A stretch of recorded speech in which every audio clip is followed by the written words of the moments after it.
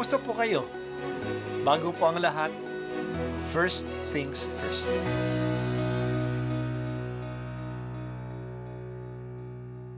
Good morning po. Sinisimulan po natin ngayon ang first things first.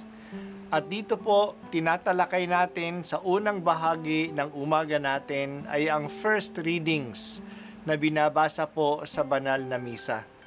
Ito pong tinatalakay natin kasi madalas po kasi marami na tayong alam tungkol sa gospel readings.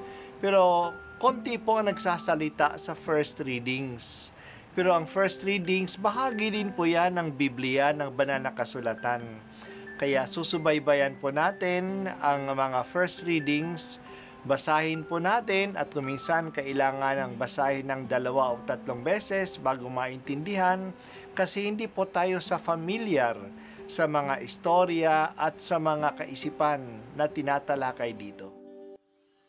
Ang pagbasa mula sa sulat ni Apostol San Pablo sa mga taga-Roma. Mga kapatid, ngayon nahayag na ang pagpapawalang sala ng Diyos sa mga tao. Ito'y hindi sa pamamagitan ng batas, bagamat ito'y pinatotohanan ng kautusan at ng mga propeta. Pinawawalang sala ng Diyos ang lahat ng nananalig kay Jesucristo sa pamamagitan ng kanilang pananalig sa Kanya, maging Hudyo at maging Hentil, sapagkat ang lahat ay nagkasala at walang sino mang karapat-dapat sa paningin ng Diyos. Gayunman, dahil sa Kanyang kagandahang loob, ay pinawalang sala sila sa pamamagitan ni Kristo Jesus na nagpalaya sa kanila. Siya ang itinakda ng Diyos na maging handog upang sa pagbubo ng Kanyang dugo ay maipatawad ang kasalanan ng tao sa pamamagitan ng pananalig sa Kanya. Ginawa ito ng Diyos upang ipakilalang siya'y matuwid, sapagkat noong una nagtimpi siya at ipinagpaumanhin ang mga kasalanang nagawa ng tao, at sa ngayon pinawalang sala niya ang mga nananalig kay Jesus upang patunayang siya'y matuwid. Ano ngayon ang ating ipagmamalaki? Wala. Bakit? Dahil lamang ba sa hindi natin pagkatupad sa kautusan? Hindi, kundi dahil sa ating pananalig kay Kristo, sapagkat maliwanag na ang tao'y pinawalang sala dahil sa pananalig kay Kristo at hindi sa pagtupad ng kautusan. Ang Diyos ba'y Diyos lamang ng mga Hudyo? Hindi ba Diyos din siya ng mga Hentil? Oo, sapagkat siya ay Diyos ng lahat, yamang iisa ang Diyos. Ang salita ng Diyos. Salamat sa Diyos.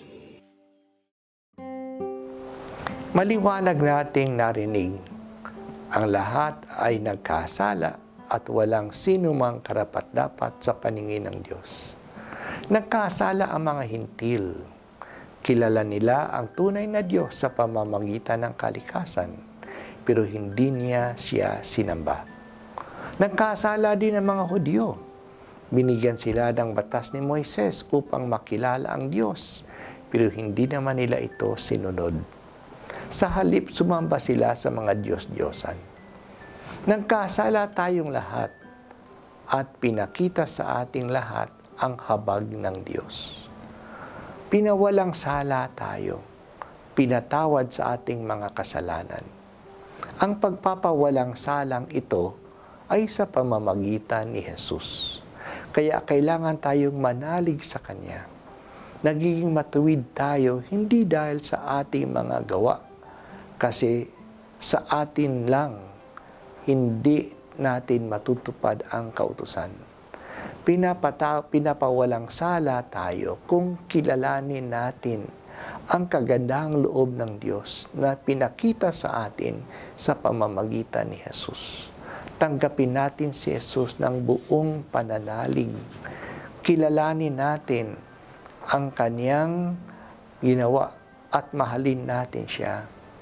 Hindi tayo karapat-dapat pero inalay niya ang Kanyang sarili para sa atin.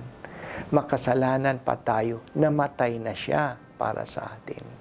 Kaya ang pananampalataya kay Jesucristo ay hindi lang pananampalataya sa Kanya, kundi pananampalataya sa Kanyang pag-ibig sa atin. Ang Diyos ay hindi lang para sa mga Hudyo na nakakaalam ng kautusan. Siya ay Diyos ng lahat. Kaya ang lahat ay makakalapit sa Kanya sa pamamagitan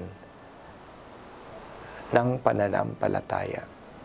Manalig tayo kay Jesus, Hudyo man tayo o Hintil, nakakapag-aral man sa Catholic school o hindi, kasama man sa isang organisasyon ng simbahan o hindi.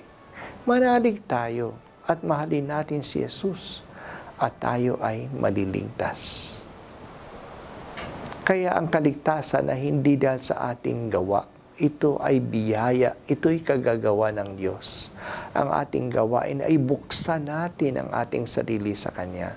Salvation is first and foremost grace. Kaya ang una nating attitude sa harap ng kaligtasan o pagwalang sala sa atin ay pagpapakumbaba na may pasasalamat. Salamat o Jesus at iniligtas mo kami.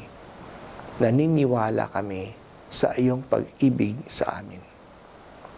Ito po ang unang pagbasa at ako po ay si Bishop Broderick Pabilio dito sa First Things First.